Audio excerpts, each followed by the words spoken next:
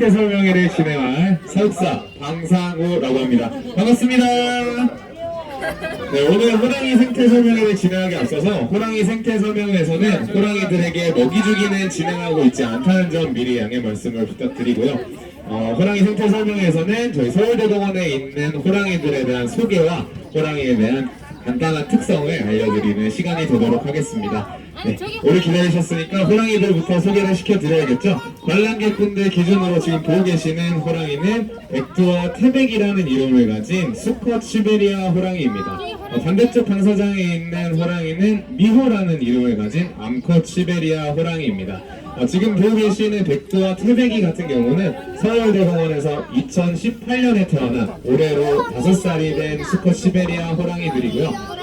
이름에서 아실 수 있듯이 이 백두와 태백이는 우리나라 대표 산맥의 이름을 딴 우리 두 형제들이고, 반대쪽 반사장에 있는 우리 미호라는 이름을 가진 암컷 시베리아 호랑이는 기억하시는 분들이 있을지 모르겠습니다. 2013년에 태어난 선호수 미호라는 이름을 가진 호랑이 3남매인데 예전에 동물농장에도 나와서 많은 사람들의 사랑을 받았던 호랑이라고 말씀드릴 수 있습니다. 제가 지금 경력이 4달이 됐는데 미호라는 호랑이는 저한테도 굉장히 애교를 많이 부려주고 저를 친절하게 대해주는 착한 호랑이라고 말씀을 드릴 수 있을 것 같습니다. 네, 너무 TMI였고요. 백두와 태백이에 대한 얘기를 좀 더 해드리도록 하겠습니다. 호랑이를 보시면은 굉장히 구분하기가 어려우실 수 있을 것 같습니다. 실제로 제가 처음 서울대공원에 와서 호랑이사를 맡았을 때는 이 두 호랑이를 구분하는 게 굉장히 어려웠는데요.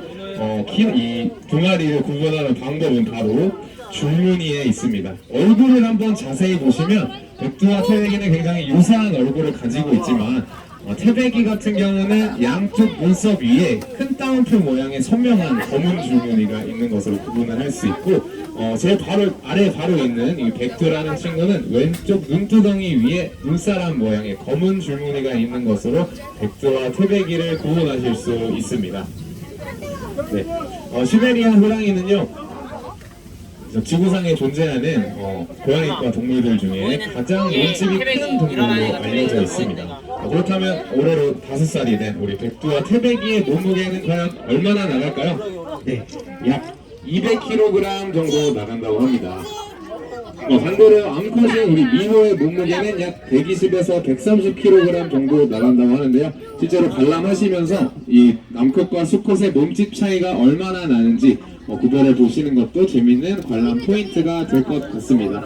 시베리아 호랑이는 털의 밀도가 굉장히 높아서 겨울에 이런 추위에는 강한 모습을 보여주지만 이렇게 더워지는 날씨가 다가올수록 조금 힘들어하는 모습을 보여줍니다. 그래서 지금처럼 그늘에서 휴식을 하거나 물놀이를 즐겨하면서 열을 낮춰주는 그런 모습을 보여주기도 합니다.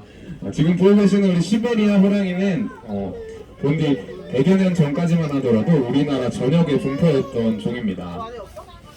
불과 100여 년 전에는 우리나라 전역과 중국의 동북부, 러시아 연해주 일대에 약 3천여 마리 이상의 시베리아 호랑이가 살고 있었다고 하는데요. 현재는 우리나라의 경우 일제강점기를 겪고 수많은 서식지 개발이 일어나면서 우리나라에서는 멸종을 하였고요.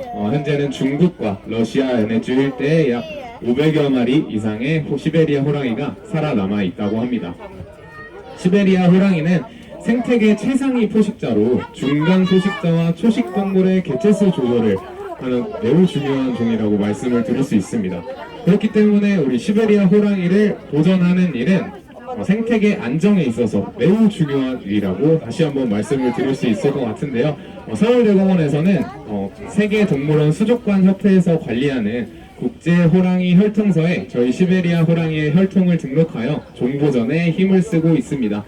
관람객 여러분들께서도 시베리아 호랑이가 지켜줄 수 있도록 많은 관심을 부탁드리고, 제가 시베리아 호랑이를 보존해주세요 라고 말씀을 드리고 싶지만 조금은 멀게 느껴질 수 있을 것 같습니다. 실제로 한 종을 직접 보호하는 저희 서울대공원처럼 하는 일은 매우 중요하지만 그뿐만 아니라 이 살아가는 이 시베리아 호랑이가 야생에서 이 살아가는 서식지에서 더 이상 자리를 잃지 않고 살아갈 수 있도록, 서식지 파괴가 되지 않도록 하는 노력 또한 저는 매우 중요하다고 생각하는데요. 그렇기 때문에 관람객 여러분들께서도 오늘 돌아가셔서 가벼운 일회용품 사용 줄이기와 같은 환경보호운동 실천을 통해서 사라져가는 시베리아 호랑이 존보전 활동에 함께 참여해보시는 것은 어떨까요? 자, 오늘 호랑이 생태 설명회는 여기까지 진행하도록 하겠습니다.